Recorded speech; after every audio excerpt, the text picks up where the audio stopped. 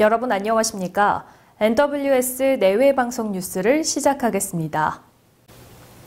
여야 원내대표가 우여곡절 끝에 국회 정상화에 합의했지만 자유한국당의 반대로 수포로 돌아갔습니다.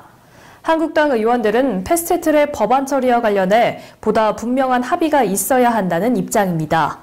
자유한국당 나경원 원내대표는 의원총회를 마친 뒤 국회 정상화에 대한 당 차원의 추인이 어렵다고 밝혔습니다. 나 원내대표는 의원들로부터 조금 더 분명한 합의가 있어야 한다는 의사표시가 있었다며 선거법과 공수처법 패스트트랙 법안을 원천무효화시키라는 국민의 뜻을 겸허히 받아들이기로 했다고 밝혔습니다. 앞서 문희상 국회의장 주재로 열린 3당 원내대표 회동에서 6월 임시국회를 정상 가동하자는 합의가 이뤄졌습니다. 80일 만에 극적으로 접점을 찾았지만 한국당 의총 결과에 따라 국회 정상화는 2시간 만에 수포로 돌아갔습니다. 국외 도피 21년 만에 붙잡혀 국내로 송환된 정태수 전 한보그룹 회장의 넷째 아들인 정한근 씨가 아버지인 정 전 회장이 1년 전쯤 사망했다고 검찰에 진술했습니다. 그러나 검찰은 정 씨의 진술만으로 정 전 회장이 사망했다고 단정할 수 없다는 입장입니다. 대검찰청 국제협력단은 회사 자금 322억 원을 횡령해 국외에 은닉하고 253억 원에 이르는 국세를 체납한 혐의를 받는 정한근 씨를 21년 만에 국내로 송환했다며 이에 대한 수사 과정을 밝혔습니다. 협력단에 따르면 정태수 전 회장의 넷째 아들인 정한근 씨는 지난 1998년 한보그룹 자회사를 운영하며 322억 원의 주식 매각 자금을 빼돌린 혐의 등으로 검찰 수사를 받다 잠적했습니다. 검찰은 국제공조를 벌인 끝에 지난 2017년 미국 시민권자 신분으로 에콰도르에 입국해 살고 있다는 사실을 확인했으나 에콰도르와 우리나라는 범죄인 인도조약이 맺어지지 않아 체포할 수 없었습니다. 행적을 쫓던 검찰은 정 씨가 파나마를 거쳐 미국으로 갈 것이란 첩보를 입수하고 미국을 통해 파나마에 협조를 요청해서 이번 체포에 성공했습니다. 정태수 전 회장은 부실기업에 대한 특혜대출, 정경유착 등 한국 경제의 치부가 드러나 이른바 한보 사태의 장본인이며 살아있다면 올해 96세입니다. 오늘부터 음주운전 단속과 처벌이 대폭 강화된 도로교통법, 이른바 제2윤창호법이 시행됩니다. 이제는 술 한 잔만 마시고 운전대를 잡아도 면허가 정지될 수 있습니다. 면허 취소 기준이 혈중 알코올 농도 0.1%에서 0.08%로 강화됐기 때문입니다. 면허 정지 기준 역시 기준 0.05%에서 0.03%로 보다 엄격해졌습니다. 경찰은 오늘부터 2달간 음주운전 특별단속도 실시합니다. 음주운전이 잦은 밤 10시부터 새벽 4시까지 취약지역을 집중단속합니다. 검찰 역시 음주 교통사고를 중대범죄로 보고 구속이나 처벌 기준을 강화합니다. 혈중 알코올 농도 0.08%가 넘는 상태로 중대사고를 일으킨 경우 구속 수사를 원칙으로 하고 피해가 크고 상습적인 경우 법정 최고형인 무기징역을 구형하기로 했습니다. 지난 15일 북한 어선이 강원도 삼척강 부두에 정박한 사건과 관련해서 어제 오전 정경두 국방장관이 대국민 사과를 했습니다. 뿐만 아니라 국방부는 후속 조치로 합동조사를 펼치기로 했습니다.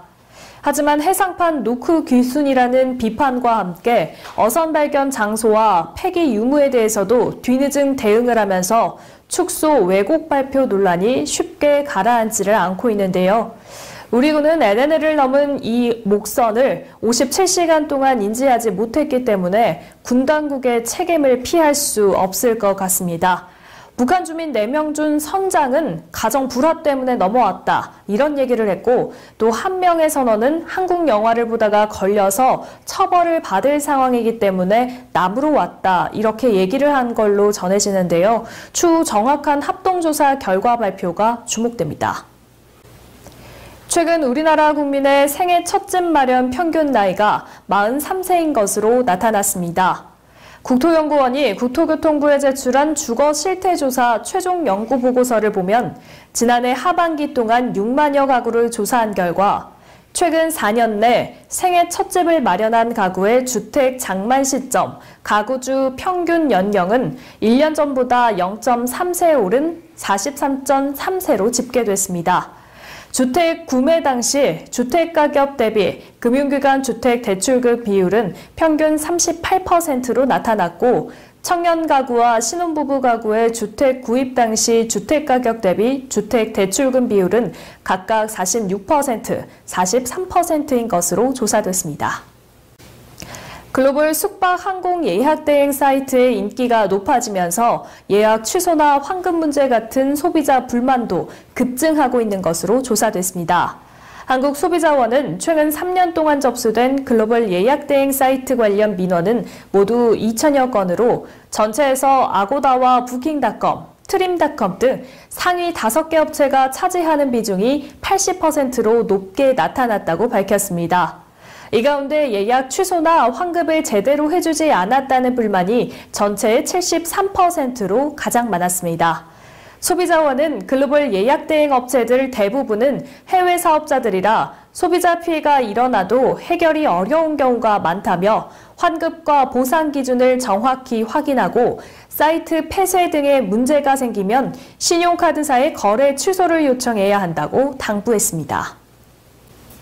네, 제주에 가면 꼭 들르는 곳, 유네스코 세계 자연유산인 성산일출봉과 만장굴입니다. 성산일출봉은 연간 300만 명 이상, 만장굴은 매년 80만 명 이상의 관광객이 찾는 제주의 대표 관광지인데요. 13년 만에 입장료가 인상된다고 합니다. 다음 달 1일부터 성산일출봉 관람료는 성인 기준으로 기존 2,000원에서 5,000원으로, 만장굴은 종전 2,000원에서 4,000원으로 각각 오릅니다. 세계유산본부는 관람료 인상으로 단체 관광객에 대한 이동량이 조절돼 자연훼손 방지와 자연유산의 보존 활용에 기여할 것으로 기대하고 있습니다. 다만 제주도는 성산일출봉과 관람료 인상과 함께 다음 달부터 매월 첫째 주 월요일을 무료 관람의 날을 지정 운영한다고 합니다. 인기 아이돌 그룹 엑소의 멤버 찬열 씨가 작업실 무단 침입을 시도한 이른바 사생팬을 경찰에 신고했습니다. 중국인으로 알려진 이 극성팬 2명은 찬열 씨의 작업실을 찾아와 초인종을 누르고 문을 열려고 시도한 것으로 전해지는데요. 당시 작업실에 있었던 음악 작업 크루 중 한 명이 이를 찬열 씨에게 알려 경찰에 신고하게 된 겁니다. 소속사 측은 도를 넘은 사생활 침해로 아티스트들의 고통과 피해가 심각한 만큼 자제를 부탁한다고 당부했는데요. 찬열 씨도 팬덤도 무단 침입을 시도한 사생팬에 대해 강경 대응을 요구하는 성명문을 발표하며 유명 연예인이라 할지라도 개인의 프라이버시를 지켜야 한다는 목소리를 높였습니다. KL PGA 투어 BC카드 한경 레이디스컵에서 조정민이 7타차를 뒤집으며 역전 우승을 차지했습니다. 선두의 7타차 공동 6위로 최종 라운드에 나선 조정민은 6번 홀부터 4개 홀 연속 버디를 잡아내는 등 마지막 날 5언더파를 몰아치며 최종 합계 12언더파 276타로 조하연을 1타차로 제치고 시즌 2승을 고지에 올렸습니다. 우승 상금 1억 4천만 원을 받은 조정민은 상금 랭킹 2위로 올라섰습니다. 지난 20일 경기도 양평군 용문사 특별무대에서 소상공인 살리기 발대식이 약 1,000여 명의 경기도 위원들이 모인 가운데 성대하게 거행됐습니다. 초대 가수 최서아의 축하 공연으로 시작하여 전 경기도 의원 임두순의 진행으로 소상공인 살리기 발대식이 열렸습니다. 수도권의 소상공인위원회가 모인 자리에 자유한국당 원내대표 나경원 의원이 참석해 축사와 격려사를 했습니다. 나경원 대표는 한국 경제가 밑바닥을 치고 있다며 소상공인들에게 힘을 내달라고 했고 소상공인 살리기에 자유한국당이 적극 나서겠다고 힘주어 말했습니다. 자세한 소식 저희 화면으로 만나보시죠. 오늘 소상공인 특별위원회가 드디어 출범했습니다. 우리 경기 지역을 중심으로 해서 정말 앞으로 지역의 소상공인을 살리겠다는 그런 의지와 집념으로 같이 뭉쳤습니다. 저희가 정책이면 정책, 또 민심과 소통하는 일이라면 소통하는 일 주저하지 않겠습니다. 그래서 정말 소상공인이 살고 지역 경제가 사는 것이 대한민국 경제가 사는 길입니다. 그 부분 저희 자유한국당이 책임지도록 하겠습니다. 먼저 위원회의 위원으로 참여해 주신 모든 여러분들께 진심으로 감사드립니다. 여러분들 한 분 한 분이 의 역량을 모아서 저희 당이 더 우리 국민들 마음을 받드는 그런 당으로 될 수 있도록 노력하겠습니다. 여러분들 감사합니다. 화이팅! 예, 오늘 소상공인 살리기 발대식이 성공적으로 끝난 것을 진심으로 축하를 드립니다.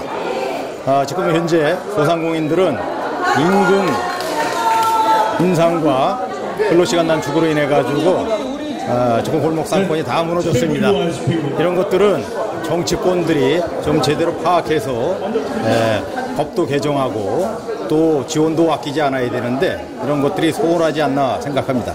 특히 또 여야 간의 온도 차이가 너무 심각합니다. 지금 여당은 경제 지표를 가지고 경제가 좋다. 그러나 언론이 나쁘게 보도하기 때문에 국민들이 덩달아서 나쁘게 생각한다라는 그런 온도 차이가 있습니다. 이건 정말 잘못된 생각입니다. 이거를 바로잡지 않고서는 우리 소상공인들이 살 자리가 없습니다. 국민들이 느끼는 체감 경기를 직접 여권들이 느낄 수 있도록 우리가 힘을 뭉쳐서 반드시 강력한 규탄대회를 열든지 해가지고 우리 소상공인의 어려운 점을 반드시 관철시켜서 지원과 결집을 할 수 있도록 노력할 것입니다. 예, 감사합니다. 6월 25일, 오늘은 1950년 6.25 한국전쟁이 발발한 지 69주년이 되는 날입니다. 6.25 전쟁은 우리가 잊어서는 안 될 가슴 아픈 역사의 날이며 나라를 위해 희생한 많은 분들에게 감사를 되새기는 날이기도 합니다. 수많은 호국영령과 순국선열, 애국지사의 고귀한 희생을 잊지 않아야겠습니다. 오늘 뉴스 여기서 마치겠습니다. 시청해주신 여러분 고맙습니다.